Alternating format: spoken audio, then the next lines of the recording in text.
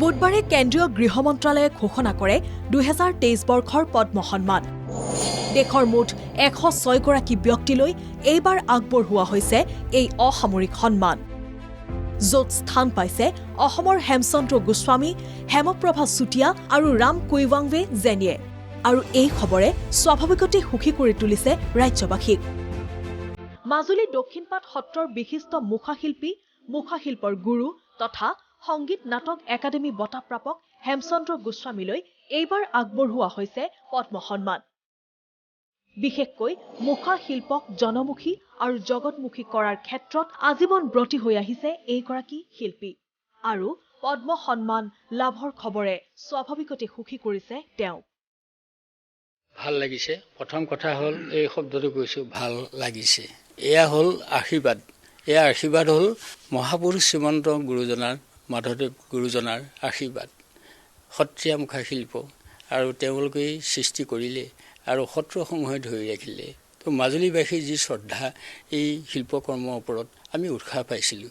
গতিকে আমি মনত থকা কথাবিলাক, ভাৱবিলাক আমি শিল্পকৰ্মৰ যোগেদি হয়তো দুজনক শিকাবলৈও আমি যত্নপৰ হৈছোঁ আৰু সেয়েহে আজি শিল্পকৰ্মই এই সন্মান লাভ কৰিছে। গতিকে আমি সেইখিনিত আনন্দিত পাইছোঁ। আনফালে এওঁ আদৰ্শ শিপিনী হেমপ্ৰভা চুতীয়া। মৰাণৰ ফটিকাচূড়াৰ এইগৰাকী শিপিনীৰ কৰ্মই ইতিমধ্যে চৰ্চা লাভ কৰিছে সমগ্ৰ ৰাজ্যৰ লগতে দেশতো।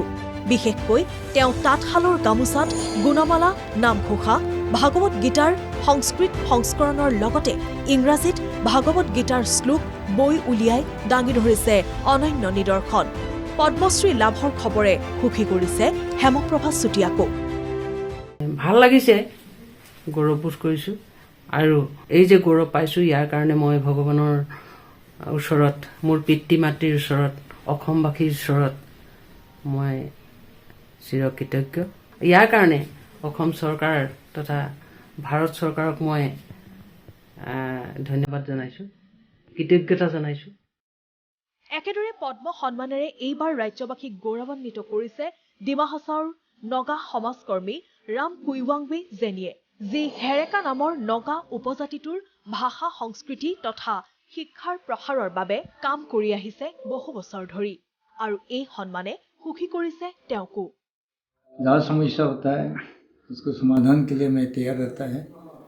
तो वैसे तो कोई अवार्ड के लिए तो कभी सोचा भी नहीं था। मैं तो अपना कर्तव्य के हिसाब से काम करते गया। लेकिन आज जैसा अचानक मुझे पद्मश्री के लिए सिलेक्शन किया तो बहुत खुशी हुआ है। तो मैंने भी सोचा है, हम जो काम करता है देखने वाला भी है। भारत सरकार में भी इतना ख्याल करता है, इसके लिए मैं भारत सरकार की भी, खास करके मोदी सरकार की भी धन्यवाद देता हूँ। NKTVৰ তৰফৰ পৰা তিনিওলৈ যাচিলো অভিনন্দন। Bureau report NKTV।